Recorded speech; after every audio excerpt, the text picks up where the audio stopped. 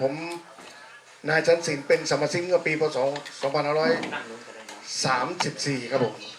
รวมแล้วก็20กว่าปีแล้วครับผมก็ได้ขุนโคให้สากลเป็นระยะเวลายาวนานพอสมควรครับผมก็การเลี้ยงโคเนื้อโคขุนนี่คือผมเป็นอยู่กลุ่มที่2นนหอมครับกลุ่มที่2นนหอมเนี่ยมีสมาชิกอยู่250กว่ารายครับผมรับผิดชอบอำเภอเมืองบางส่วนอำเภอเต่างอยทั้งอำเภอและก็อำเภอภูพานด้วยครับผมมีโคขุนที่ขึ้นทะเบียนที่ผมดูแลอยู่เฉพาะกลุ่มผมนะประมาณสัก500กว่าตัวครับผมแล้วก็แจ้งขุนก็เขาให้โควต้าเดือนนี้ให้ประมาณ35ตัวแจ้งขาย52ตัวครับผมครับก็ผมได้รับรางวัลเกษตรกรดีเด่นแห่งชาติปีพศ2549พอปีพศ2550ก็ได้รับปริญญามหาบัณฑิตกิตติมศักดิ์สาขาสัตวบาลจากมหาลัยราชภัฏสกลนครและปีถัดมาอีก57หรือ57ได้รับปราชญ์เกษตรกรระดับ72ปีของม.เกษตรศาสตร์บางเขนครับผมครับผมมีรายการที่มาถ่ายทำสารคดีนี่เยอะมากคุณแหม่มคุณเมียคุณอ๊อฟเอกพันธ์คำลนมาถ่ายทำสารคดีที่บ้านผมคือหนึ่งผู้บ้านผมเป็นดูแลทั้งกลุ่มเลี้ยงโคเนื้อโคขุนและยังดูแลเข้าไปถึงวัวต้นน้ำด้วยคือมีสมาชิกบางคนในหมู่บ้านของผมหรือหมู่บ้านใกล้เคียงในกลุ่มอยากเลี้ยงโคแม่พันธุ์ผมก็โอเคผมจะหาให้ผมก็ได้ปรึกษาทางปศุสัตว์อำเภอจังหวัดขอธนาคารโคกระบือได้ไหมเขาก็ให้มาใหม่ๆเขามาแค่6-7ตัวมาแค่10กว่าตัวแค่นั้นเองหลังๆให้ผมมาปัจจุบันนี้มีสมาชิกกลุ่มเลี้ยงโคแม่พันธุ์ประมาณ400กว่ารายครับผมแล้วก็ยังมีโคที่ขอยืมธนาคารโค400กว่าตัวครับดูแลอยู่ปัจจุบันนี่แหละเพราะเราต้องขุนอย่างเดียวไม่พอเราต้องผลิตวัวต้นน้ำด้วยครับสมาชิกบางคนวิธีการเลี้ยงการให้อาหารเราก็ต้องสอนให้คือหนึ่งผมทดลองจากมข.ขอนแก่นลาดกระบังครับผมเยอะมากนิสิตนักศึกษาที่มาอยู่กับผมส่วนมากปริญญาโทถึงเอกลาวเวียดนามอิธิโอเปียครับผมจีนก็มาดูงานกับบ้านผมบางปีเนี่ยบางข้าวแทบจะไม่พอกินเลยครับผมมาอยู่ที่บ้านผมอันนี้เป็นผมไม่ได้พูดโพสเทสครับสอบถามได้ปัจจุบันนี้ผมก็เป็นประธานกลุ่มเลี้ยงโคขุนอยู่กลุ่มที่2นนหอมยังเป็นคณะกรรมการยุทธศาสตร์ของจังหวัดสกลนครด้วยและก็นครพนมมุกดาหารครับผมครับงานทดลองทุกอย่างมาบ้านผมเยอะครับ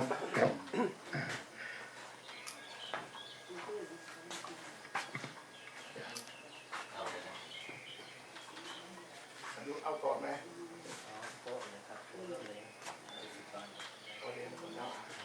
ครับก็ผมทำทุกอย่างคือเลี้ยงวัวเนี่ยแต่ก่อนสากลบริการเลี้ยงตั้งแต่4 เดือนก็ขายได้อยู่มาอีกหน่อยนึงก็ประมาณ5 เดือน6 เดือนเกษตรกรก็โวยแล้วไม่ไหวอยู่มาอีกพักหนึ่งเพราะตลาดเราก็จะเป็นตลาดชั้นสูงเราต้องส่งกรุงเทพวิลล่าโลตัสท็อปเบตาโกพวกนี้แหละครับผมครับสากลพยังคำมีสาขาอยู่ที่วังทองและก็สุขุมวิทและก็ในเมืองสกลนครและก็สาขาวานอนครับค่อนข้างเยอะสมาชิกก็ค่อนข้างเยอะเราวัวแล้วที่จะเข้ามาขุดนี่ก็เป็นวัวพันธุ์ที่สากลกำหนดครับคนที่จะเข้ามาขุดก่อนคือจะเป็นสมาชิกไม่ใช่ว่าจะรับทั่วไปนะคือหนึ่งต้องรู้นิติภาวะอายุไม่น้อยกว่า20 ปีไม่เป็นบุคคลล้มละลายลักษณะแบบนี้แหละแล้วก็ถ้าอยากเป็นสมาชิกแล้วก็ต้องสมัครตามกลุ่มต่างๆคือเส้นอำเภอเมืองเต่างอยหรืออำเภอภูพานต้องมาสมัครกับผมต้องดูว่าคนนี้เหมาะไหมบางคนก็อันนี้โทษผมพูดตรงๆเนาะบางคนที่มากเรื่องอาจจะเข้ามาแบบก่อกวนลักษณะนะแถบอีสานก็มีเหมือนกับภาคอื่นนั่นแหละผมก็ไม่รับข้าราชการครูหน่วยงานต่างๆเอาหมดครับมาเป็นสมาชิกต้องทำตามกฎระเบียบข้อบังคับทางสากลอย่างเคร่งครัดครับผมครับหลังจากนั้นก็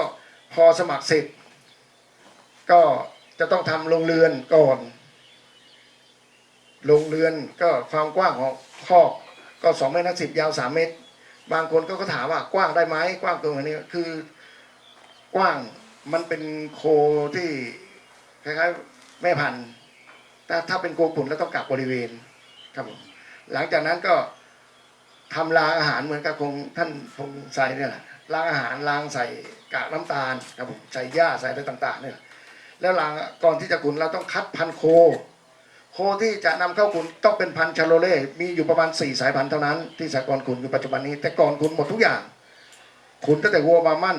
ควายเป็ดไก่ทั้งหมดลุงฟังซัวแดฟูน่ะเป็นคนเป็นคนฝรั่งเศสต้องลองทำขายไม่ได้ไม่มีใครซื้อก็เราสุดท้ายมาต้องไปทิ้งฝังทิ้งลักษณะแบบนี้แหละหมูเป็ดพวกนั้นทำให้ตับมันโตมาเลยน่ะแต่สุดท้ายมาขายไม่ได้ดีที่สุดคือพันธุ์ชาโลเล่ลิมูซ่าลิมูซินหรือพันธุ์ซีเมนทอนนี่แหละสายเลือดลูกผสมระหว่างวัวยุโรปกับวัวพื้นบ้านเราให้อยู่ในประมาณ 50%สูงสุดแค่ 62.5 ของสากลครับผมหลังจากนั้นพอได้วัวเรียบร้อยแล้วเพศผู้นะครับเป็นเพศผู้ถ้าเป็นเพศเมียจะต้องตรวจท้องก่อนว่าวัวตัวนั้นเป็นหมันไหมลักษณะดีไม่พิการแบบนี้คือพันธุ์ชาโลเล่ลักษณะดีไม่พิการแล้วเราก็ต้องดูด้วยว่าวัวตัวนั้นน่ะลูกอัณฑะต้องให้ครบถ้าไม่ครบก็ลักษณะเป็นยังไงคือหนึ่งคุณภาพเนื้อไม่ดีครับผมครับหลังจากนั้นก็เข้าข้อขุนพอขุนก็คือหนึ่งต้องแจ้งผมก่อนนะนายกนายขอเนี่ยบอกว่าต้องแจ้งผมมีคือวันนี้น่ะเดี๋ยวก็โทรเข้ามาน่ะเพราะพรุ่งนี้จะขุนโคทุกวันที่2ของเดือนสายส่งเสริมของสากลกิจกรรมจะมาดูแลคุณภาพวัวเนี่ยต้องเป็นประธานกลุ่มเป็นคนดูแลครับแจ้งผมแล้วผมก็แจ้งต่อทางสากลก็ทำประวัติไว้ทำประวัติไว้หนึ่งวัวในกอต้องสักใบหูไว้นะ V1 V2 V3 พูดไป V1 456หรือ789ลักษณะแบบนี้ห้ามเปลี่ยนตัวนะสักใบหูแล้วขั้นตอนการสักใบหูเสร็จเรียบร้อยแล้วเราต้องทำยังไงอีกต่อตอนเอาลูกอัณฑะออกแต่แถวแต่ก่อนเขาใช้บาโซ่หนีบแต่เดี๋ยวนี้เขาไม่ใช้แล้วเพราะโอมันโตเราต้องผ่าตัดออกเลยครับผมคือวางยาสลบผ่าตัดออกหลังจากนั้นพอเสร็จก็ประมาณถ้าไม่เกิน15 วันมันก็หายครับผมแล้วก็ฉีดวัคซีนปากเท้าเปิดให้เบ็ดเสร็จเรียบร้อยแล้วเขาก็ขุนก็อาหารทางสหกรณ์กำหนดครับห้ามใช้สารเร่งฮอร์โมนต่างๆที่ทางสหกรณ์ห้ามกระดูกเลือดห้ามครับผมแต่มีอีกชนิดหนึ่งแถวภาคเหนืออาจจะไม่เหมือนกันคือเมล็ดข้าวโพดไม่ใช่เลยเหตุผลไขมันเหลืองตลาดไม่ต้องการครับผมนี่แหละเป็นเทคนิคของโพยังคำครับผมเดี๋ยวนี้ปัจจุบันนี้น่ะขุนโคเนี่ยหลังจากนั้นก็5 เดือนแล้วก็มาถ่ายพยาธิใหม่อีกทีนึง5 เดือน 6 เดือนมาถ่ายพยาธิฉีดวัคซีนอีกรอบนึงหลังจากนั้นก็พอถึง12 เดือนขึ้นไปก็แจ้งขายจะมีคณะกรรมการแต่ละกลุ่มน่ะ2 ท่านแล้วที่เหลืออีกเป็นพนักงานอีก2รวมแล้ว4คือยกตัวอย่างผมก็จะวันที่6เนี่ยจะออกไปคัดโคเข้ามาชำแหละแต่ละรอบคือ1 รอบอาทิตย์คือจะชำแหละวันอังคารกับวันศุกร์ถ้าไม่ตรงกับวันพระทุกเดือนคือ1โคที่เขาชำแหละปัจจุบันนี้จะต้องชำแหละอยู่ในประมาณสัก500 กว่าตัวครับผมเกือบ600ต่อเดือนแต่อาทิตย์หนึ่งก็ประมาณ140ขึ้นไปอาจจะรวมพวกวัวที่มันมีปัญหาครับมีปัญหาคือยืนในคอกไม่อยู่แต่ถ้ามีปัญหาจริงๆเช่นโรคทั่วไปรักษาไม่หายท้องอืดตายรักษาแบบนี้แหละเป็นนิ่วแบบนี้แหละต้องขายนอกระบบสากลก็มีเงินช่วยเหลือประมาณสักถ้าเป็นนิ่วก็35%ครับผมถ้าเป็นโรคท้องอืดประมาณสัก20%ของน้ำหนักโคนะครับผมของน้ำหนักโคส่วนมากก็อยู่ประมาณสัก15,000 ถึง 20,000ครับต่อตัวสากลต้องใช้ตรงนี้แหละประจำครับก็ทำแบบนี้มาตลอดประธานกลุ่มคนไหนเป็นคนดูแลคุณภาพโคที่เขาจะใช้อย่างคือประธานกลุ่มครับผมเป็นประธานกลุ่มรับผิดชอบอยู่2-3 อำเภอเนี่ย2-3 อำเภอ เหนื่อยไหมก็เหนื่อยเพราะห่างกันประมาณสักไปกลับ100 กิโลดูแลได้ไหมดูแลวัวป่วยก็ต้องแจ้งทางสหกรณ์แล้วจะมีประวัติไว้หมดครับเลี้ยงระยะบางคนก็บอกว่าเลี้ยงนานไป11-12 เดือนจริงๆแล้วแต่ก่อนสหกรณ์สมาชิก6,000 กว่ารายเนี่ยตำหนิไม่ค่อยพอใจแต่สุดท้ายเดี๋ยวนี้ล่ะ15 เดือนยังไม่ค่อยขาย15 เดือนถึง20 เดือนโดยซ้ำไปแต่มีกำไรไหมมีครับแถวภาคเหนืออาจจะถึงไหมเนี่ย14 เดือนแถวผม15แจ้งมาผมต้องคัดอีกทีหนึ่งแต่ละคนเนี่ยขายได้ตัวละเท่าไหร่ก็ไม่ถึงกับเยอะไม่ถึงกับต่ำก็ส่วนมากก็8-9 หมื่นแสนแต่ถ้าได้แสนต้องอาหารอีกประเภทหนึ่งคือผมเป็นค่อนข้างนักทดลองนักวิจัยตั้งแต่ทางสหกรณ์พศ2534-35ผมเป็นลุงฟังซัวแดฟูให้ผมทดลองเรื่องโคหนุ่มเนื้อนุ่มไขมันน้อยลักษณะเป็นยังไง15 เดือนแต่มีขายทุกเดือนครับใช่ไหมครับมีขายทุกเดือนครับก็คือตารางนำโคเข้าชำแหละนะต้องย้อนขึ้นหน่อยหนึ่งนำโคเข้าชำแหละนี่คือ1 กลุ่มแต่ละกลุ่มนะ45 วันจะมาถึงอีกรอบหนึ่งเดือนครึ่งครับผมเดือนครึ่งจะมาถึงเพราะสัมซิกมันเยอะตะกัวก็เยอะครับผมขั้นตอนการเลี้ยงการให้อาหารไม่มีสารเร่งฮอร์โมนเด็ดขาดเลยครับผมมันขายได้ไหมสำเร็จได้ไหมขนาดสำเร็จอาทิตย์ละ100เนี่ยคนยังคำโวยแล้วแต่มันมีปัญหาเรื่องไปที่ไหนก็เนื้อผลยังคำทั้งหมดจริงๆแล้วไม่ใช่เนื้อผลยังคำไม่ใช่ว่าจะหาซื้อได้ง่ายๆนะเหมือนกับของท่านเนี่ยแหละแต่ละตัวมีประวัติสามารถตรวจสอบย้อนกลับได้ครับแต่วัวในกอในขอเนี่ยถ้าไปทุบตีวัวตอนเอาขึ้นรถเนี่ยไม่ได้เนื้อช้ำเนื้ออะไรต้องคืนให้คนดูแลคนนั้นหลังจากนั้นพอเอามาสั่งวัวเข้าจำแหละคือยกตัวอย่างคือออกไปสั่งคือไปคัดโคแล้วในกอในขอเอาออกไปสั่งก็ต้องเป็นบอกว่าB1 B2ลักษณะแบบนี้แหละให้นำโคเข้าสากลเวลาเท่านั้นเท่านี้เนี่ยต้องนำให้ถูกต้องนะจะเปลี่ยนตัวไม่ได้ถ้าเปลี่ยนตัวต้องเอาคืนนี่แหละแล้วไปพักไว้1 คืนหลังจากนั้นก็ประมาณวันรุ่งขึ้นคือประมาณ5 โมงเช้าก็ชำแหละพนักงานทุกคนต้องวางหมดปากกาหรือทุกท่านล่ะ100 กว่าท่านนะต้องไปชำแหละประมาณ5 โมงไปหาบ่าย 3วัวประมาณสัก70-80 ตัวเสร็จเนื้อขายได้ไหม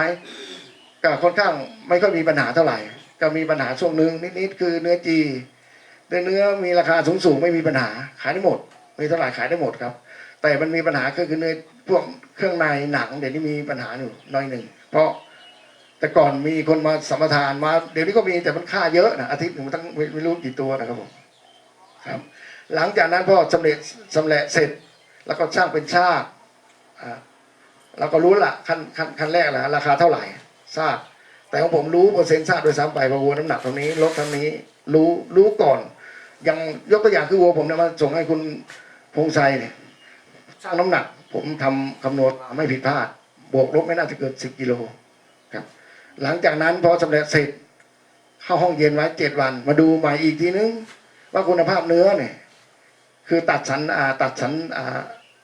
ครึ่งหนึ่งคือแบ่งซากวัวครึ่งหนึ่งแล้วมาตัดสันอีกมาดูว่าคุณภาพเนื้อได้เกณฑ์ไหน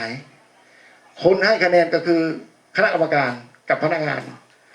2กรรมการ2เข้าไปในห้องเย็นต้องดูทุกอันเลยครับเพราะคือให้คะแนนไขมันต้องดูด้วยว่าพนักงานอาจจะให้เกรด3เป็น2.5ประธานกลุ่มก็อยากให้สมาชิกได้ต้องอาจจะเป็น3.5หรือเกรด4ลักษณะแบบนี้แหละต้องให้อยู่ให้ตรงกันแต่บางคนบอกว่าอยากทำอยากให้เนื้อมันคุณภาพไขมันดีนี่ทำยังไงพวกผมกำลังทำอยู่ปัจจุบันเนี่ยครับ พอไปดูให้คะแนนไขมันแล้วตัวไหนเราต้องเขียนไว้กรรมการเป็นคนเขียนหมายเลขรหัสต้องสำคัญนะหมายเลขรหัสผมก็ยังเอาให้คะแนนไขมันวัวตัวเองนะค่าชำระวันนี้แต่ไม่รู้ว่าเป็นของใครไปดูบางคนก็ให้เกณฑ์ของตัวเอง 2.5 3 3.5 ของผมน่ะได้ตลอดแต่ผมให้คะแนนของผมเองไม่ได้นะต้องให้คนอื่นนี่แหละหลังจาก7 วันแล้วให้ตัดดูไขมันแทรกในเนื้อหลังจากนั้นก็ประมาณสัก15 วันไปรับตังค์ได้เลยครับแต่ละตัวในส่วนมากจะได้อยู่ประมาณของผมนะประมาณ 90,000 ขึ้นไป 80,000 ถึง 90,000 แสนครับกำไรเลี้ยง15 เดือน 20 เดือนเพราะผมไม่อยากค่อยขายเพราะหนึ่งเน้นเรื่องคุณภาพถ้าคุณภาพแล้วอยู่ที่ไหนก็ได้แต่สมาชิกของผมเนี่ย250กว่ารายเนี่ยส่วนมากจะลาออกต่อเมื่อตายเท่านั้นสมัครเพิ่มปัจจุบันนี้งดก่อนเพราะสมาชิกมันเยอะครับผมขุนก็เหมือนกันเราคัดโคไม่ใช่ว่าขุนสเปะสปะครับผมก็ทำแบบนี้มาตลอดครับผมตลาดเราก็เหมือนที่พูดนั่นแหละครับหนังมีปัญหาเรื่องหนังกับเครื่องในน่ะเราก็ช่วยกันซื้อช่วยกันมันราคาไม่เท่าไหร่ครับผมพวกนี้แหละครับก็อยากให้ถามบ้างครับผมปัญหาการผลิตและการตลาดของเรามีปัญหาไหมครับก็ปกติถ้าเยอะเกินเราไปควบคุมการขุนแล้วก็มีแต่เดี๋ยวนี้สหกรณ์โภชนาการคือขุนแล้วก็เน้นเรื่องการขายด้วยห้างร้านต่างๆเนี่ยแต่ก่อนเนื้อโภชนาการเต็มไปหมดผมออกทีวีผมจะบอกว่าจริงๆแล้วเนื้อโภชนาการเนี่ยไม่ใช่ซื้อได้ง่ายๆนะแต่เดี๋ยวนี้มันเต็มไปหมดเป็นเนื้อผ่านบ้านโภชนาการผมบอกแบบนี้แหละดีคือของท่านพงษ์ชัยแล้วขายแต่เฉพาะแถวภาคเหนือนี่แหละประเทศจีนเวลามาดูงานมาดูการผลิตเขาก็ยอมรับผมได้ไปดูประเทศจีนเนื้อเขาเนี่ยดีไหมเพราะว่าเนื้อประเทศไทยเราค่อนข้างดีกว่า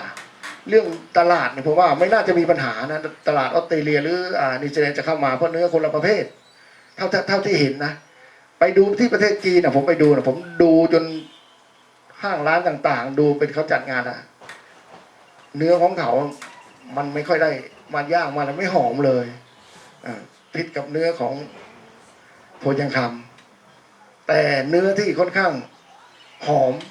คนลุมดูเยอะอยู่ประเทศจีนอ่ะอยู่แถวเชียงไฮ้อ่ะที่ผมไปอ่ะเนื้อของญี่ปุ่นครับผม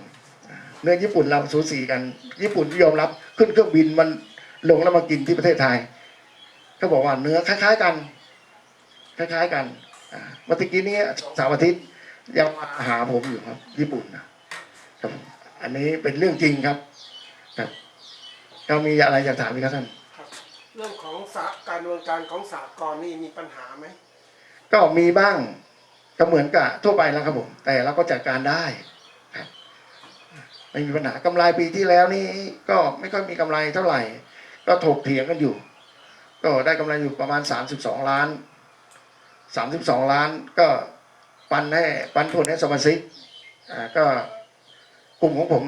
เกือบ2 ล้านในหมู่บ้านท่าเยี่ยมหมู่ที่1ตำบลนนหอมได้ประมาณ500,000ครับแต่ละรายทำแล้วแต่ทำธุรกิจนะครับครับมีการศึกษาจุดแข็งจุดอ่อนวิกฤตโอกาสของสหกรณ์โภชนาการเป็นไงก็คือ1วิกฤตเนี่ยเราก็พอแก้ไขได้คือ1เราควบคุมการผลิตก่อนแล้วก็โอกาสในปัจจุบันเดี๋ยวนี้มันโอกาสมันมีอยู่ตลอดนะแต่เราต้องทำต้องทำให้เนื้อวัวเรามีคุณภาพต้องทำให้ถูกต้องตามสากลกำหนดถ้าเป็นทางคุณพงษ์ชัยคือทางนอร์เทิร์นก็ต้องฟังคณะทางผู้จัดการเขาว่าเนื้อเราต้องแบบนี้นะเพราะเราต้องฟังตลาดต้องดูตลาดเป็นหลักไม่ใช่ว่าเอาตามใจเรานะไม่ได้ครับเพราะเราอยากได้เงินก็คือฟาร์มของผมก็มีวัวอยู่ประมาณสัก50 ตัวครับผมหรือจะเปิดให้ดูกันอาจารย์ก่อนนะ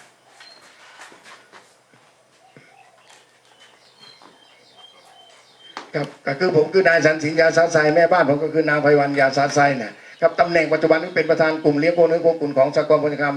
คือกลุ่มที่2นนครับเป็นคณะกรรมการของจังหวัด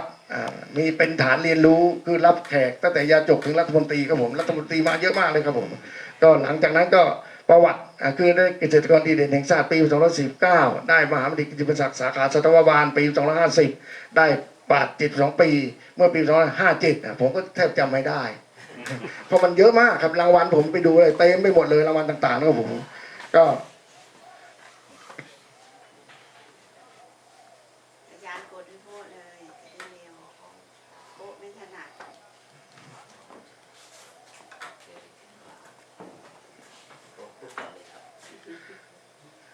อาจารย์นะ ให้อาจารย์ท ครับเป็นฐานเรียนรู้รับหมดทุกท่านที่เข้ามาเลี้ยง คือสมาชิกชาวบ้านเนี่ยเลี้ยงเก่งไหมเพราะว่าไม่เก่ง เพราะเขาประกอบอาชีพหลายอย่าง เช่นทำไร่ทำนา แล้วก็ปลูกมันสำปะหลังปลูกมะเขือเทศส่งโรงงานหลวงดอยคำ3ของอำเภอเตางอยครับผมแต่ผมเนี่ยยึดอาชีพคือโดยเฉพาะเลยครับผมครับครับเป็นฐานเรียนรู้ของคนทั่วไปที่สนใจ แต่เดือนหนึ่งเยอะไหมไม่เยอะครับ ก็หลายร้อยพอสมควรครับเมื่อวันที่11ก็มีจากชัยภูมิ120 กว่าท่านเข้ามาดูมาแล้วไม่ค่อยกลับมันก็เหนื่อย แล้วหลังจากนั้นก็วันที่25อีกก็มาอีกชัยภูมิ แล้วอบรมมาตรฐานฟาร์มวันที่27และ28ครับแล้วก็ต้องมานอร์เทิร์นนี่แหละก็หนองสูงสหกรณ์หนองสูงเคยได้ยินไหมครับสหกรณ์หนองสูงของมุกดาหารนะครับผมเป็นสหกรณ์เลี้ยงโคขุนนี่แหละครับก็เชิญผมไปพูดไปดูฟาร์มเขาครับแล้วก็บริษัทนครพนมบีฟก็เชิญผมไปบ่อยแต่บางครั้งผมถ้าเป็นบริษัทเนี่ยผมไม่ค่อยอยากไปนอกจากนอร์เทิร์นอันนี้เรื่องจริงครับผมขึ้นเหนือก็มานอร์เทิร์นแล้วไปภาคกลางอีสานภาคใต้ค่อนข้างเยอะครับผมครับอันนี้คือฟาร์มของผมพันโคคือการเลี้ยงโคขุนต้องเป็นสมาชิกก่อนแล้วทุกในคอกโคต้องมี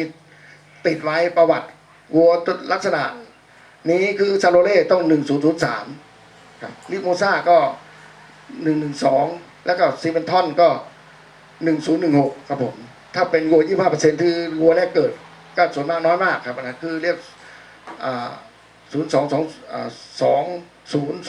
ครับผมครับนี่คือโคในฟาร์มของผมมีอยู่ประมาณ50 ตัวอันนี้วัวเตรียมขุนครับผมครับ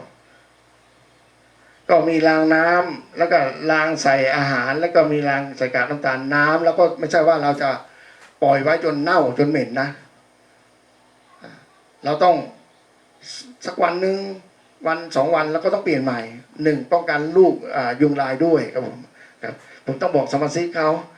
อันนี้ฟาแถว1นะครับอันนี้ผมก็ตรวจดูจริงๆแล้วมีกี่คนเลี้ยงน่ะมีลูกสาวกับลูกเขยต้องให้อาหารโคลูกมากรีดยางอยู่ประมาณสัก3:00พอเสร็จจากกรีดยางก็มาให้อาหารโคทันทีเลยประมาณ5:00 หลังจากนั้นก็ประมาณ1 โมง 2 โมงก็เตรียมตัวไปทำงานคือทำงานยังทำงานได้ครับคืออาหารที่ผมทำให้วัวกินเป็น FTMR แต่ก่อนให้ตอนเช้าตอนเย็นอาหารเม็ดเหมือนกับท่านตรงใจเนี่ยอาหารเม็ดต้องจ้างคนเยอะแต่อาหารผมปัจจุบันนี้น่ะพัฒนาขึ้นมาใช้ FTMR เรื่อง FTMR เดี๋ยวผมจะให้อาจารย์พูดให้ฟังให้ตอนเช้าจบตอนเย็นเลยเน่าไหมไม่มีการเน่าครับคืออยู่ได้ประมาณสัก36 ชั่วโมงที่สุ่มตรวจนะข้อดีคือให้เสร็จปุ๊บแต่อย่ามีเป็ดไก่นะครับหมูหมาห้ามมีครับผมครับหลังจากนั้นก็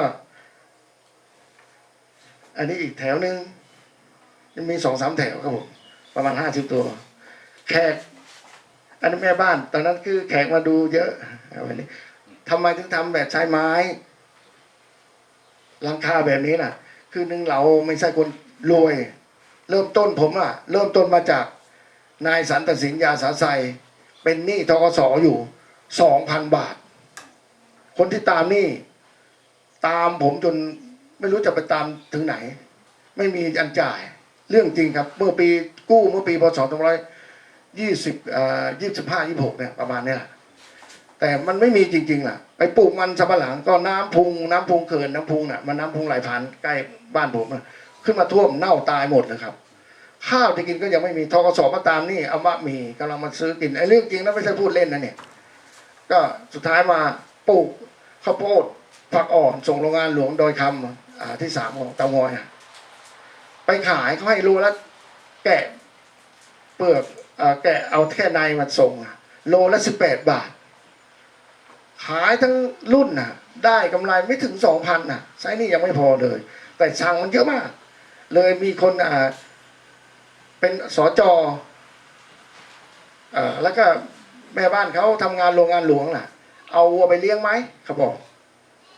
วัวอะไรครับวัวชาโรเล่อย่าทำวัวผมตายนะผมตั้งราคาไว้ตัวละ5,000ผมก็สะงักนะกลัวคืออาชีพผมรับจ้างทั่วไปทำไร่ทำนาผมก็มาปรึกษากับแม่บ้านผมน่ะเอาไหมสู้ไหมสู้ก็สู้เลยไปเอาวัวห่างจากหมู่บ้านผมประมาณสัก15 กิโลเอาขึ้นรถก็ไม่มีตังค์จ่ายจูงมาไล่มาพอมาถึงแล้วแจ้งทางสากลไปเป็นสมัครเป็นสมาชิกเมื่อปี2534ช่วงนั้นแหละมาทดลองทำดูตัวหนึ่งไม่ผ่านพอน้ำหนักมันไม่ถึงเกณฑ์เขาบอกให้ขายได้กำไร200 บาทถ้าจำไม่ผิดสมัยนั้นนะแล้วก็คืนเงินให้เขาแล้วเหลืออีกตัวนึงมาทดลองขุนดูเนี่ยพอทดลองขุนดูแล้วเลี้ยงไปประมาณ5-6 เดือนเอาไปขายได้กำไรอยู่ 4,000คือคิดในใจสู้น่าจะสู้ได้ แล้วผมก็นำบินการขายและก็การอาหารที่เขาหักไปให้เขาดูเขาบอกว่าไอ้นี่มึงซื่อสัตย์ดีนะมึงเอาไป3,000กูเอาแค่1,000เขาบอกแบบนี้จริงๆนะยังจำได้เลยคำนี้นะพอหลังจากนั้นเราน่าจะสู้ได้ แต่กู้ธนาคารไม่ได้นะผมเป็นหนี้ตัดสินใจขายบ้านที่สร้างไม่เสร็จเลยขายประมาณ50,000ก็อีกขออีก 51,000มาทำลงทุ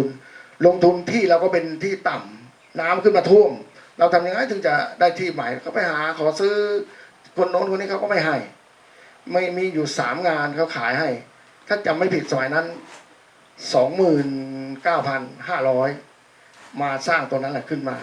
ครับแล้วมาพัฒนามาเรื่อยๆจนมาถึงพศ2540มีปัญหา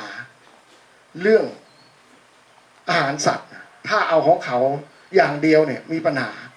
ผมเลยมาทำอาหารสัตว์ใช้เองซื้อโรงสีข้าวเล็กๆแต่ก่อนเขารับจ้างในหมู่บ้านรับจ้างใครจะสีข้าวไปเอามากระสอบละ4 บาท 5 บาทพอผมได้โรงสีมาผมซื้อโรงสี50,000กับอีก1,000อันนี้มันตรงกับขายบ้านพอดีเลยเพราะผมต่อพระยามันอยู่ในตรงนี้น่ะพอหลังจากนั้นมาทำโรงสีให้โคกินน่ะโคอ้วนไหมอ้วนไม่มีปัญหาแล้วไปเอาอาหารทางสากลคืออาหารที่เขาเรียกว่าอาหารเขาเรียกว่าอาหารไม่ใช่อาหารสูตรหัวอาหารคือFN1ครับFN1คือมีตัวนั้นมีเปลือกหอยแล้วมียูเรียตากระต่ายใส่ด้วยเอามาทำให้วัวกินเลี้ยงไปเลี้ยงมาวัวเป็นนิ่วนี่แหละที่มาที่ผมรู้ว่าวัวเป็นนิ่วเนี่ยวัวเป็นนิ่วผมก็ไม่รู้ว่าวัวเป็นนิ่วมันยืนแล้วก็ท้องอืดแล้ววัวก็กินอาหารอยู่แต่มันเตะท้องเตะบ่อยๆก็เลยให้ลุงวังซูมาดูโทรสากลมาดูแล้วลุงวังซูบอกว่าเขามีประสบการณ์คนฝรั่งเศสโอ้ยสันสีวัวตัวนี้เป็นนิ่วนะเราต้องไปสำเร็จฉุกเฉินจึงได้รู้ว่าวัวเป็นนิ่วผมได้บอกให้ชาวบ้านเขารู้ว่าเรากินอาหารลำข้าวเยอะไม่ดีครับผมเนี่ยหลังจากนั้นก็มาได้รับพศ2546ได้เป็นประธานกลุ่มคัดเลือกการศึกษาที่ไม่ค่อยสูงเท่าไหร่แต่โอกาสที่จะศึกษาไม่ค่อยมีเพราะพ่อแม่มีลูกต้อง8-9 คน ผมก็จะเป็นต้องเป็นลูกคนที่สามต้องให้น้องเขาเลี้ยงเขาเรียนผมก็เป็นเรียนรู้ด้วยตัวเองไปเรื่อยๆนะจนได้คัดเลือกเป็นประธานกลุ่มนี่แถวนั้นก็ม็อบสมัชชาเยอะคนเขาเรียกว่าผู้ร่วมประธานสถาเยอะก็กลัวอยู่นะกลัวอยู่คือเขาค่อนข้างรุนแรงแถวอำเภอเต่างอยแต่ผมเป็นประธานกลุ่มเพราะว่าให้แยกกันออกนะ ผมถนัดเรื่องการเลี้ยงโคเนื้อโคขุนเนี่ยถ้าเป็นนักเลงหรืออะไรต่างๆเนี่ยไม่ต้องเข้ามาสมัครผมสู้ไม่ไหวผมก็บอกไปตรงๆแบบนี้แหละสุดท้ายมาเขายอมรับผมคัดเลือกให้เป็นประธานกลุ่มตั้งแต่พศ246มาเรื่อยๆจนหมดวาระพศ249ก็ได้รับรางวัลเนี่ยแหละครับผมครับมาตลอดรัฐมนตรีต่างๆวรเทพหรือองค์อะไรนะที่มาเยอะๆสมุดตัวเยี่ยผมจำไม่ได้เลยครับ5-6 เล่มที่เขียนที่ไม่เขียนไม่นับครับผมครับก็หลังจากนั้นก็เป็นประธานกลุ่มมาเรื่อยๆครับผมการนี้คืออันนี้บ้านที่สร้างให้ลูกสาวทำตรงที่3 งานแต่ปัจจุบันนี้มีอยู่ประมาณเกือบ30 ไร่คือได้มาจากวัวอย่างเดียวอันนี้คือคอกแล้วก็หลังคอกมาเนี่ยท่านพงษ์ชัยมีตังค์เยอะเนี่ยเป็นบริษัทผมยอมแต่ว่าเราไม่ได้เก็บแบบนี้นะเรามุงมาอีกหน่อยนึงประมาณสัก3 เมตรแล้วเอาขี้มันกวาดออกมากวาดมันตกที่พื้นไม่ใช่พื้นปูนนะพื้นดินแล้วประมาณสักอาทิตย์หนึ่งเราก็เคลียร์กลับใหม่กลับไปกลับมาอยู่ประมาณสัก3 อาทิตย์ขายข้อวัวผมเนี่ยขอโทษนะท่านค่อนข้างสะอาดกว่านี้หน่อยนึงเพราะขายขี้มันเป็นหลักอันนี้โทษไม่ได้ประมาทอะไรนะคือ1ที่มันก็เราจัดการดีไงคือขายเลยใส่กระสอบละ40 บาทเดือนหนึ่งประมาณ200 กระสอบแล้วขายเนี่ยถ้าผมทำลักษณะแบบว่าขายแล้วมาให้ผมลูกผมไม่ทำหรอกผมบอกอ้าวลูกถ้าเก็บขี้มันขายได้เอาไปเลย200 กระสอบไม่น่าจะต่ำกว่า200 กระสอบต่อเดือนกระสอบละ40 บาท40เพิ่ม50 บาทด้วยซ้ำไปครับถ้า40 บาทเขาต้องเอากระสอบมาเองแล้วผมตอกให้เอาขึ้นรถให้ขายได้ทุกเดือนเลยครับผมนี่แหละครับก็เป็นรายได้อีกอย่างหนึ่งอีกส่วนหนึ่งก็ทำแก๊สท่านทำแก๊สขี้วัวน่ะทางภาคเหนือเนี่ยอาจารย์อะไรนะที่มาสอนนะอาจารย์ชุชนเห็นทีผมออกทีวีไปทำแก๊สนะผมไม่ทำแล้วไปทำแล้วเขาให้ทำแบบทางโดนสูงน่ะทำแล้วพอมันแก๊สมันเยอะนะในครัวเรือนเราไม่มีปัญหาใช้ได้สบายเลย5 ปียังไม่เสียเลยแต่มีปัญหาตรงที่หัวจุกมันสูงน่ะมันตึงอ่ะลมพัดมันก็ขาดผมนอนคิดนั่งคิดเวลาปะไม่อยู่ผมเลยขอทางสถานีอาหารสัตว์ขอสักลูกได้ไหมถ้ามีเขาก็ไม่อยากให้สุดท้ายมาอ้อนวอนขอทางสถานีอาหารสัตว์สกลนครให้มา1 ลูกมาทีนี้ผมมาทำใหม่ผมประยุกต์ใหม่ผมก็เอาลงข้างให้เวลาน้ำบ่อมันล้นออกไม่ให้มันท่วมตัวนี้นะต่อเข้าให้ลูกสาวซ้ายครับพอซ้ายแล้วโอ้ยไม่ต้องพูดถึงครับสบายแก๊สไม่ต้องถ้าในครัวเรือนเราไม่มีปัญหาครับผมก็ทำแบบนี้ตลอดเรื่องมูลสัตว์ไม่ต้องห่วงแล้วอาหารใช้ FTMR เนี่ยเหม็นไหมไม่มีเลยไม่มีคือมาฐานเรียนรู้ติดข้อวัวนี่อีกแล้วโรคภัยโรคระบาดมีไหมมีปากเท้าเปื่อยอ้อมในบริเวณแต่ของผมไม่มีเกิดผมก็งงเหมือนกันนะแต่ก็มีพอมาทำอาหารตัวนี้น่ะวัวกินแล้วถ้ากินอาหารอิ่มเนี่ยไม่ได้ยืนแบบนี้หรอกโทษนะท่านพูดตามตรงว่าท่านไม่พูดนะ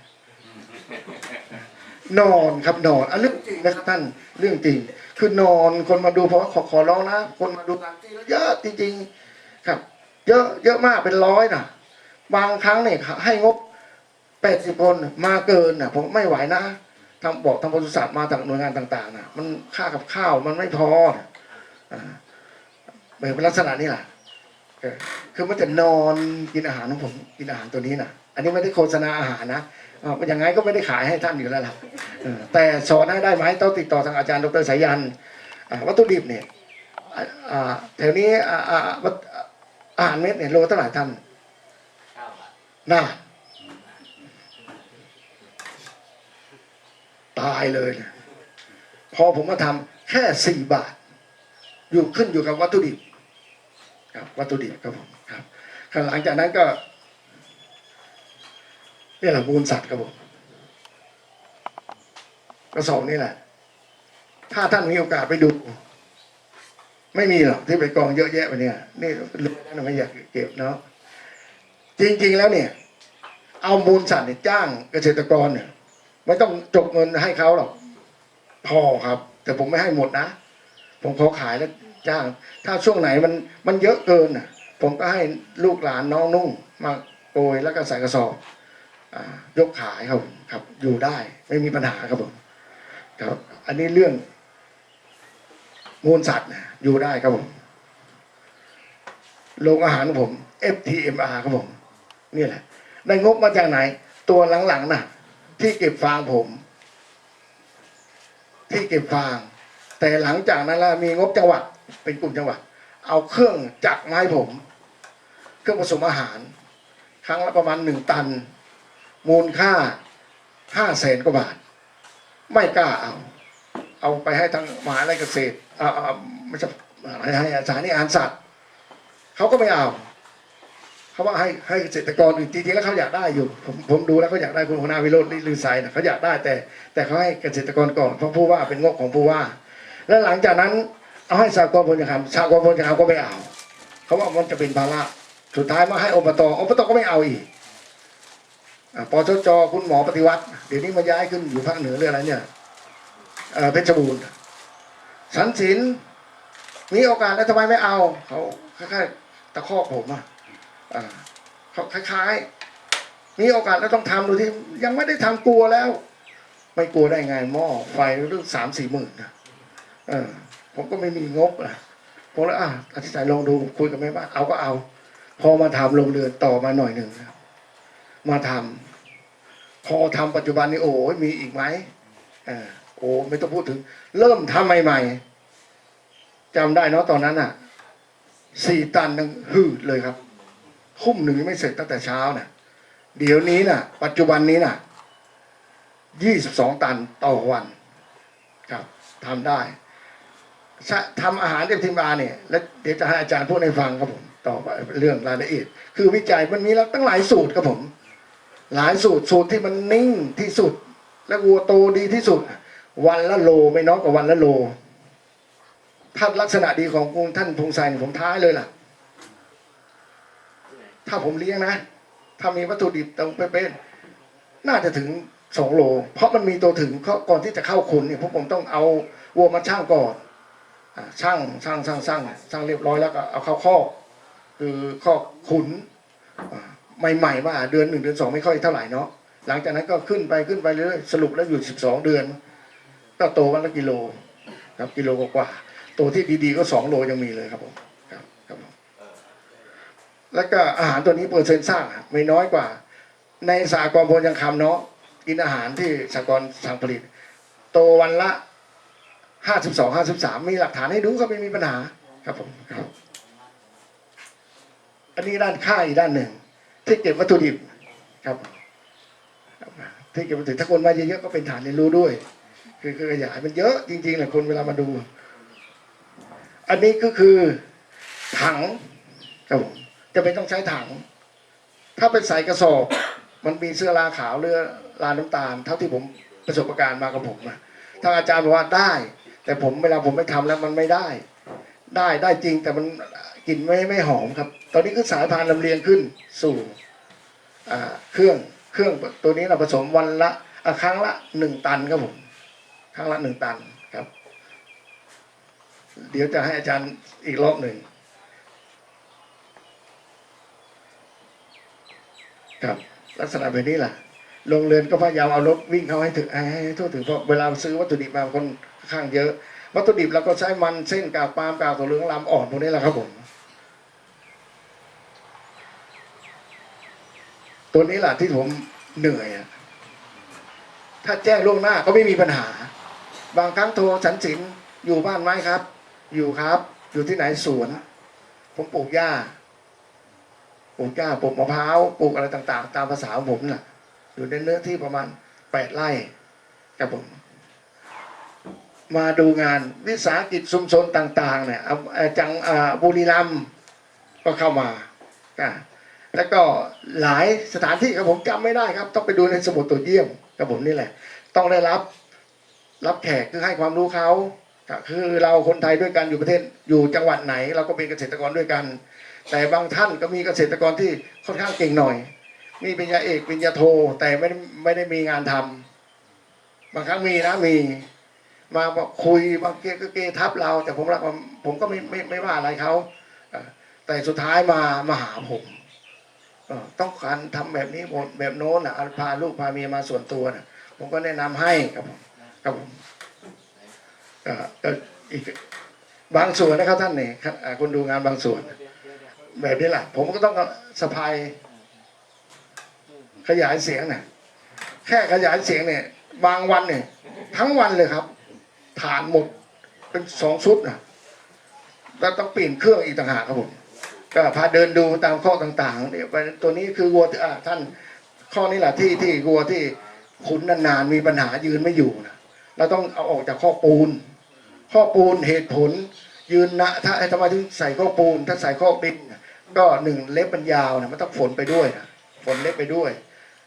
ฝนเล็บให้มันเล็บมันสั้นหลังจากนั้นถ้ามันมีปัญหาคือยืนไม่อยู่ไม่ต้องกลัวไม่ต้องตกใจเราต้องเอาไปไว้ข้อดินนะ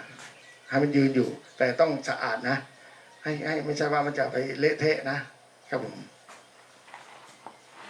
นี่แหละการอบรมเนี่ยมีหน่วยงานราชการเนี่ยถ้าจำไม่ผิดเนี่ยเป็นคณะของระดับประเทศบ้างตัวนี้นะครับถ้าจำไม่ผิดครับถ้าผมจำไม่ผิดนะครับสงสัยเป็นเพราะมันจำไม่ค่อยได้ครับจริงๆมันเยอะมากครับอันนี้ก็ผู้ว่าราชการจังหวัดผู้ว่าคนไหนไม่มาบ้านผมไม่ใช่ผู้ว่าสกลนครเพราะต้องการ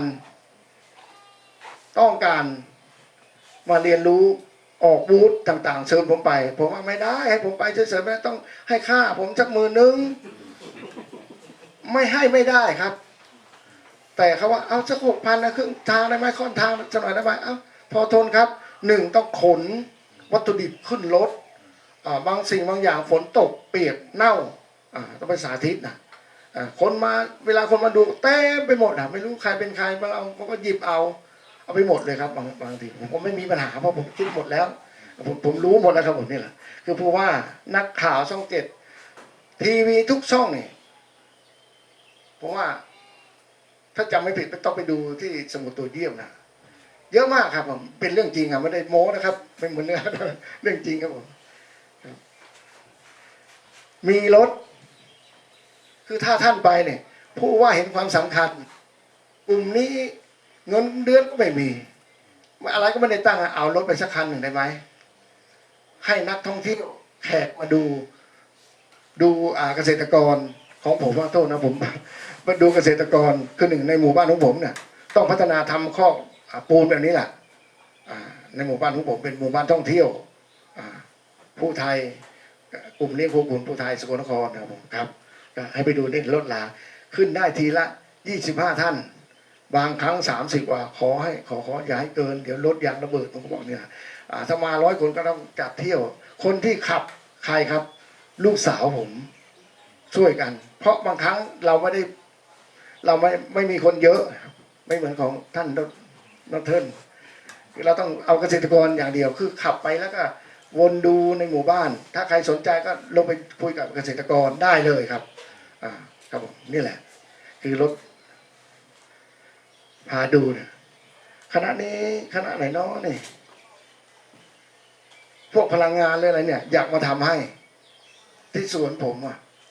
สวนมาพลังแสงอาทิตย์สูบน้ำหรือเครื่องที่จะผสมอาหารก็จะใช้พลังแสงอาทิตย์เรื่องหน่วยงานราชการไม่ต้องพูดถึงเขาช่วยเขาให้ผมเป็นกรรมการยุทธศาสตร์จังหวัดสกลนครปปจดูแลสกลนครนครพนมด้วยครับผมส่วนมากเขาให้ผมไปพูดบางครั้งผมก็ป่วยเป็นไข้เพราะวันที่26เนี่ยวันที่25รับแขกวันที่26เข้าหาหมอเป็นความดันที่7มาพูดแล้ววันที่28ต้องไปพูดที่สากลแล้วกลับมาหมู่บ้านเองว่าตายเลย สุดท้ายมาวันนี้ก็ถ้าเป็นคนอื่นเชิญไม่มาละ เราเชิญในเรื่องจริงนะถ้าลุงฟังซัวอยู่สันศีลเที่ยวนั้นน่ะสันศีลไปพูดความรู้น่ะหมดนะวันเดียวน่ะเขาบอกครับผมครับการคัดพันโคแล้วก็พูดไปแล้วเนาะครับผมก็เหมือนกันนี่แหละชาโลเล่แต่ทางนี้ได้เปรียบนะสายเลือดสูงกว่า0.5คุณได้ยอมรับว่าได้เปรียบแต่ทางนี้จะเอาจริงหรือเปล่าจริงนะผมไม่รู้คือการเลี้ยงโคเนื้อโคขุนเนี่ยเลี้ยงเป็นอาชีพได้ไหมผมเนี่ยเลี้ยงเป็นอาชีพรายได้หลักก็เดือนหนึ่งส่งขายสหกรณ์เนี่ย2-3 ตัวต่อรอบไม่ใช่เดือนรอบหนึ่งคือ45 วันปีหนึ่งผมส่งเข้าสหกรณ์ปีที่แล้วนี่ประมาณสัก32 ตัวครับเงินปันผลถ้าสหกรณ์ปันให้ผมเนี่ยรู้สึกว่า120,000 130,000ผลพลอยได้นะเนี่ยแล้วเงินกำไรเนี่ยโดยเฉลี่ยเนี่ยเดี๋ยวจะให้ดูต่อไปครับผมนี่ไงครับผมเอกสารที่รับเงินโคครับบางตัวซื้อมาแค่32,000ขายได้เท่าไหร่นะอาจารย์นะครับผมมีเอกสารให้ดูบางตัวก็100,000 กว่า20 เดือนนั่นแหละคุณ20 เดือนคุณภาพเนื้อไม่ต้องพูดถึงใช้ได้เกรด3.5ได้เลยนะมีเกรดต้องให้ดูอีกจริงครับและกำไรก็ตัวหนึ่งก็ไม่เยอะครับประมาณ20,000 กว่า30 กว่าตัวลองคิดเอาครับอยู่ได้ไหมได้ไม่ร่ำไม่รวยแต่ไม่ยากไม่จนครับผมพันโคก็เหมือนกันนี่แหละแต่ต้องลักษณะดีนะไม่ใช่ว่าวัวอะไรก็เอามาขุนลักษณะดีขาขาแล้วก็ไม่ได้แล้วต้องคือลักษณะต้องให้อกใหญ่ไหล่บึงเหมือนกับของท่านนี่แหละเห็นที่ผมชี้ดูน่ะถ้าเป็นโพยังคำน่ะราคาเนี่ยไม่ต้องพูดถึงละตัวนั้นเราไปออกไปยืนอยู่เนี่ยออกไปยืน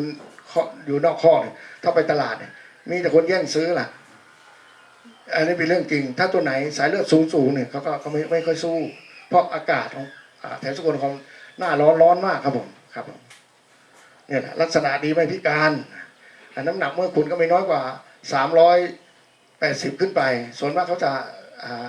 คุณลักษณะดีไม่พิการคือฟันแท้ไม่เกิน6 ซี่ด้วยนะครับผมครับการคุณก็ไม่น้อยกว่า12 เดือนขึ้นไปส่วนมากก็15 เดือนนะครับเกษตรกรครับผมความมั่นคงแข็งแรงของสมาชิกเนี่ยผมอยากให้เขาลาออกมันเยอะที่เกียจไปตามเขาแต่เขาไม่ยอมลามีแต่คนมาสมัครวันนี้เนี่ยยังดีเนี่ยไม่มีคนโทรเข้ามาเนี่ยเพราะผมตัดให้ลูกสาวเป็นคนรับอยู่ที่บ้านนะคือผมเป็นประธานคนเดียวแม่บ้านผมก็เป็นด้วยลูกสาวก็เป็นด้วยครับผมคือต้องการทำงานด้วยกันเพราะมีใจรักในการในอาชีพตรงนี้แหละไม่โกหกไม่ปกปุ๊บพูดเท็จครับแต่เอกสารที่รับเงินโคเนี่ยส่วนมากผมก็เก็บไว้ก็เวลามาก็จะโลหกหน่อยหนึ่งเพราะเครื่องจักรมันเสียคือเครื่องอัดฟางผมต้องวิ่งไปดูครับผมก็เลยช้าไปหน่อยหนึ่งคือเอามาไม่ครบแบบนี้แหละครับผมก็เหมือนกับนอตเทิลเนี่ยแหละทางแถวนี้ล่ะรู้สึกว่าได้เปรียบอยู่แล้วล่ะครับผมแบบนี้แหละต้นจะอ้วนไปแล้วสัตว์เนี่ยลูกอันทะสวยเท่าไหร่ถ้าลูกอันทะไม่ครบเกษตรกรไม่ซื้อเลยเขาเรียกว่าโตไม่ถูกทหารโตแต่ไปคัดเลือกทหารเขาไม่เอาเพราะผ่าตัดออกได้แต่อันเดียวอันหนึ่งมันอยู่ในท้องเนาะท่านแต่มาขุนเนี่ยเนื้อดีไม่ต้องพูดถึงเนื้อใหญ่โตแต่คุณภาพเนื้อส่วนมากเป็นเกรด 2.5 ตลาดไม่ค่อยต้องการครับผมเราต้องดูคนที่ซื้อคนที่กินของเรานะครับอันนี้ผลิตภัณฑ์ของสากลพลยังคำครับผมถ้าอยากรู้พลยังคำต้องเข้าให้อาจารย์ดูว่าผมครับผมพูดภาษาอังกฤษมันก็เท่าไหร่ครับผมแบบนี้ครับผมทิศทางการเลี้ยงโคขุนเนี่ยดีไหม ผมว่ายึดเป็นอาชีพแล้วครับผมน้องสาวผมไปทำงานที่กรุงเทพนะพอเห็นพี่ชายมาเลี้ยงโคขุนมีเงินอยู่50,000มาให้ซื้อโคมาซื้อวัว2 ตัวละ25,000แล้วซื้อแล้วพอมาขุนมีปัญหาทะเลาะกันเอาเงินตั้ง50,000ไปซื้อวัวได้2 ตัวเมื่อ17-18 ปีย้อนหลังอะแล้วมาตำหนิแล้วผมก็จะเป็นต้องได้รับกรรมนะเอาเข้าคอกผมขุนให้อาหารให้แต่ผมคิดตังค์นะพอไปขายวัวตัวนั้นก็บังเอิญติด 2.5อีกตัวหนึ่งก็เกรด3แต่มีกำไรเดี๋ยวนี้เลี้ยงอบรมมาไม่มาไม่ยอมมาอบรมเพราะเวลาไม่ค่อยมีค้าขายด้วยกรีดยางด้วยและเป็นช่างด้วยแต่เวลาแขกมาอบรมนักวิชาการมาทำวิ่งมาหาผมไม่ได้ผมตะคอกใส่เวลาอบรมไม่อยากอบรมขี้เกียจนักให้เรียนหนังสือลูกไปเรียนหนังสือลูกขี้เกียจแบบนี้ล่ะแล้วไปโทษเด็กได้ไหมแม้แต่พ่อแม่ก็ยังไม่เรียนรู้เรียนหนังสือน่ะมันไม่คิดว่าแก่แล้วเรียนไม่ได้นะยิ่งแก่ยิ่งเรียนคือเรียนรู้ไงครับผมเรียนรู้เรื่องการทำหลักสูตรการทำอาหารพวกนี้แหละบางคนเลี้ยงก็อยากรวยทีเดียวเลยไม่ใช่ซื้อลอตเตอรี่แล้วค่อยเป็นค่อยไปครับผมสมาชิกของผมเนี่ยผมพูดยิ่งหนักกว่านี้อีกไม่พอใจก็ไม่เป็นไรนะลาออกเลยผมเซ็นให้ทันทีไม่มีใครลามีแต่อยากเข้าประธานพูดตรงไปตรงมานี่ครับเราต้องมีกฎระเบียบของสากลเราต้องยึดเป็นหลักเพราะเราค้าขายเราไม่ใช่ทำคนเดียวถ้าทำคนเดียวกินเองยังแม่บ้านทำไม่อร่อยเพราะยังตำหนิเลยนี่แหละเราทำเพื่อสู่ตลาดอันนี้ไม่มีใครบอกให้พูดผมพูดเองเพราะผมไปดูมาหมดนะวิลล่าโลตัสท็อปเบตาโกนะเขามาหาเขาอยากกินเนื้อแต่เนื้อนอตเทิร์นฟาร์มเนี่ยไม่เคยออกไปทางไหนเลยไม่เคยได้ยินขายแถวนี้ก็แทบจะไม่พอแหละผมดูนะผลยังคำก็ไม่ใช่ว่าขายไม่ได้นะแต่ตลาดมันผ่านบ้านพลยังคำเยอะเขาก็เรียกว่าเนื้อโคขุนพลยังคำแต่คำที่ถูกต้องคือหนึ่งการเลี้ยงปศุสัตว์กรปกลางพลยังคำจำกัดครับสากลเลี้ยงปศุสัตว์กรปกลางพลยังคำจำกัดเดี๋ยวนี้ผมทำใหม่ผมเป็นกรรมการของสากลก็มาคิดผมไปประเทศจีนต้องมาทำแพ็กเกจต่างๆให้ไม่เหมือนคนอื่นไม่ให้เขาทำทีมแบบไม่ได้แล้วผมบอกกับเกษตรกรด้วยว่าเราต้องไปคิดแบบนี้นะต้องมาประชุมกับสมาชิกนะต้องประชุมตลอดนะไม่ใช่ว่าประชุมนะ200 กว่าท่านเนี่ยต้องมาประชุมนะเดือนหนึ่งไม่น้อยกว่า1 ครั้งแต่ผมต้องไปหาสมาชิกเดือนละ2 ครั้งขุนขายครับนี่แหละแล้วก็ต้องบอกสมาชิกด้วยว่าวัวเราเนี่ยต้องทำแบบนี้นะคือ1วัวเราต้องว่ายกตัวอย่างโทษนะท่านนะยกตัวอย่างนอตเทิร์นฟาร์มเนี่ยจะไปแอบอ้างว่าโพลเนื้อโพลยังคำไม่ได้เพราะผมบ้านเนื้อของนอตเทิร์นฟาร์มไม่ได้ซื้อกับโพลยังคำยกตัวอย่างแต่ของท่านไม่มีปัญหาอยู่หลักผมดูแม้แต่พันโวไม่มีปัญหาแล้วแต่ถ้าเลี้ยงให้คุณภาพดีเท่านั้นล่ะคืออยู่กับเกษตรกรไม่ใช่ก็อยู่กับนอตเทิร์นนะ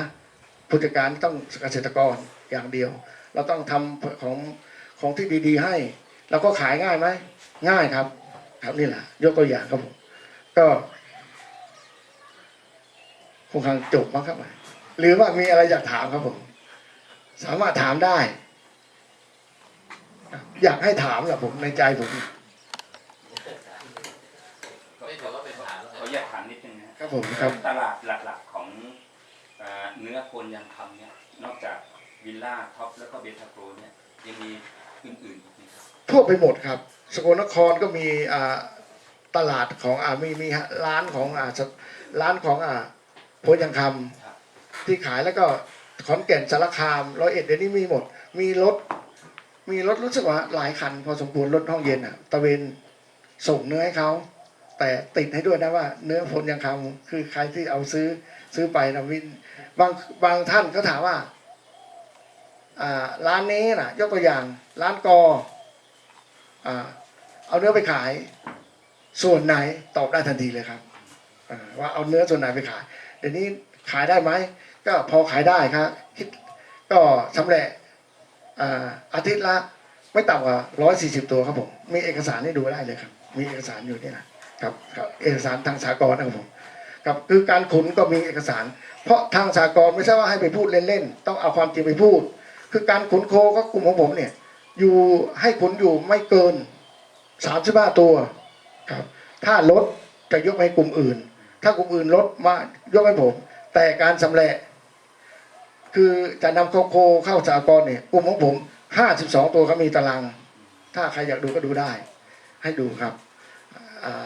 เข้าสำเร็จเนี่ยก็คือใครเป็นคนคัดผมเองครับ แต่ประธานกลุ่มก็มีที่ไม่ค่อยซื่อสัตย์แต่น้อยมาก คือตัวผมเนี่ย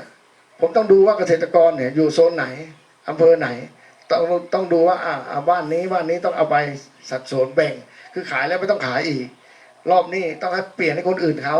ผัดเปลี่ยนกันจนพอใจครับ บางคนก็โทรมาเมื่อเช้านี้ก็ไม่รู้สัก4-5 สายแล้วว่าจะออกคนแล้วเพราะวันที่2 ที่ 3เนี่ยผมต้องรีบกลับครับผมนี่แหละคือการ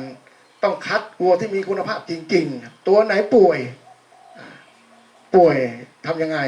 ก็แจ้งมาบอกตัวนี้ไม่ควรที่จะนำเข้าสำเร็จเราก็ต้องสงเคราะห์ในกลุ่มอีกต่างหากท่านมีไหมเงินสงเคราะห์ในเป็นในกลุ่มพวกผมทำนะ ถ้าไปกู้ก็ยกตัวอย่างจำได้ไหมที่ผมว่าผมเป็นหนี้2,000นะเป็นประธานรุ่นแรกไม่มีใครทำมีผมคนเดียวบ้างทุกคนผมบอกว่าเรานี่มีแต่คนจนเราจะทำยังไงที่เวลาวัวเป็นวัวตายเนี่ยอะไรช่วยโบนัสผมสมัยนั้น30,000ประมาณนี้แหละอีก10,000หักเข้ามาสงเคราะห์โคขุนแต่ต้องสมาชิกต้องสมัครแต่ว่าวัวตัวนั้นต้องขึ้นทะเบียนกับสหกรณ์แล้วก็กลัวป่วยระเบียบข้อบังคับเราก็เขียนขึ้นเองนะครับแต่ไม่ใช่ว่าเอาวัวตัวนี้ถ้าไประเบียบที่เราไม่สงเคราะห์คนหนึ่งทำสายไฟต่ำๆวัวไปกัดสายไฟช็อตตายไม่ให้พ้าผ่าตายให้ไม่ให้พ้าผ่าตายตามต้นไม้ต้นอะไรไม่ใช่เนื้อที่ของโคคุณอยู่เราต้องให้อยู่ในข้อลักษณะนี้2ก็คือท้องอืดตายนี่สงเคราะห์ไม่สงเคราะห์ถ้าเอาข้าวเหนียวให้โคกินหรือเอาอาหารที่ไม่ใช่อาหารโคให้กินตายแล้วไม่ให้นี่แหละเวลาแจ้งประธานกลุ่มต้องแจ้งให้ถูกถ้าแจ้งไม่ถูกก็ซวยแหละครับผมถูกลักถูกขโมยสงเคราะห์ไม่สงเคราะห์ครับแต่คุณต้องไปแจ้งความกับทางสถานีตำรวจเป็นหลักฐานเอาไปแจ้งทางสากลแล้วผมก็จะให้สากลก็ให้สรุปแล้วก็วัวตัวนั้นเราต้องคำนวณนะว่าวัวตัวนั้นไม่น่าจะเกิน3-4 หมื่นต้องรู้ให้ทันนะถ้าเกินเดี๋ยวเขาฆ่าวัวเองเนี่ยต้องระมัดระวังครับต้องเก่งต้องเรียนรู้ด้วยผมการศึกษาไม่สูงแต่มีประสบการณ์มีใจรักด้านนี้แต่ผู้ใหญ่บ้านกำนันอบตผมไม่ชอบการดูแลสมาชิกในกลุ่มนี่แหละกลุ่มเลี้ยงโคแม่พันธุ์400 กว่าคนแต่ละคนธนาคารโคกระบือผมเห็นตามโทรทัศน์สื่อต่างๆลักขโมยขายของผมน้อยมากส่วนมากประธานเดี๋ยวนี้ได้ลูกวัวแล้วนะได้ลูกวัวรีบทำประวัติมาผมให้ลูกสาวไปทำประวัติประเภทถ้าเป็นเพศเมียเราก็ขยายให้คนอื่นต่อถ้าเป็นเพศผู้ผมให้สิทธิ์ซื้อผมก็ต้องพูดทางประสานพูดจังหวัดเขาว่าขอท่านถ้าพวกหน่วยงานราชการมาซื้อมาขายแทนที่เขาคืนแค่ตัวละ18,000แต่บ้านผมเขาตั้งไว้นะแต่เวลามาขาย30,000ผมยกประโยชน์ให้เลยคือที่เหลือจากส่งให้ทางปศุสัตว์แล้วก็ที่เหลือยกให้ผลประโยชน์คนที่เลี้ยงเขาเอาประทานเอาไปสัก1,000-2,000ผมรับไม่ได้เพราะเราเป็นตัวแทนของสมาชิกถ้าคนมีคิดอยากทำแบบนั้นไม่ต้องเป็นประธานครับผมครับนี่แหละครับผมมีอะไรถามไหมครับผมไม่ใช่คำถามนิดเดียวก็ขอบคุณคุณแสนศิลป์สำหรับคิวทองที่ให้ผมมาไม่ใช่ง่ายนะเนี่ยคิวทองนั่นเนี่ยรวมทั้งท่านอาจารย์ด้วยก็ยินดีรับคำวิจารณ์โดยตรงเราเป็นนักเลี้ยงวัวเรากลัวคำวิจารณ์ภายในเวลา10 นาทีที่พาท่านเดินเนี่ยก็มีข้อคอมเมนต์หลายอย่างมันถึงเกิดกลุ่มอย่างนี้ขึ้นมาเราต้องให้ความรู้แม้แต่ตัวเราฟาร์มขนาดนี้เนี่ยน้องดีผู้จัดการฟาร์มเราเนี่ยเริ่มมีคำวิจารณ์แล้วแค่เดิน10 นาทีก็เห็น3-4 อย่างแล้วยินดีแล้วมันเป็นความจริงที่ในระบบฟาร์มอย่างเราเนี่ย อย่างเช่นวัวนอนเนี่ยนะยังมียืนมันควรจะนอนแล้วตอนเนี้ยถ้ามันอิ่มจริงอินดิเคเตอร์เราสามารถมองได้เลยว่ามันไม่อิ่มจริง บางตัวมันมีพฤติกรรมที่ชอบไม่เหมือนกันครับ ก็เป็นข้อแนะนำที่ดียินดีด้วยครับ แต่ว่าเดี๋ยวเชื่องก็ต้องขอเรียนเชิญพี่ตัดสินจบแล้วเนาะครับเดี๋ยวเรียนเชิญท่านอาจารย์ต่อเลยแนะนำตัวนิดหนึ่งได้ครับ นิดหนึ่งที่วัวนอนอ่ะ ผมยังพูดไม่จบ ผมก็ค้างๆไว้อยู่หน่อยๆนึงมันมีอะไรในตัวอาหารน่ะ ดูเหมือนกับอะไรของญี่ปุ่นน่ะ อาจารย์เนื้อกินกากเบียร์นะใกล้ๆมีแอลกอฮอล์นิดๆครับผมคล้ายๆเมากินอาหารเคี้ยวเอื้องลักษณะดี ตอนเช้าแต่ผมไม่ได้ทำอะไรเลยนะ เดินตอนเช้าก็เดินอ้อมคอโอแค่นั้นกลับมา ตัวไหนป่วยตัวไหนมีปัญหารู้เลยคือตัวไหนขี้เหม็นหน่อยหนึ่งตัวผมเล็งดูแล้วล่ะให้ลูกจัดการครับผมแค่นี้แหละครับผมสวัสดีครับ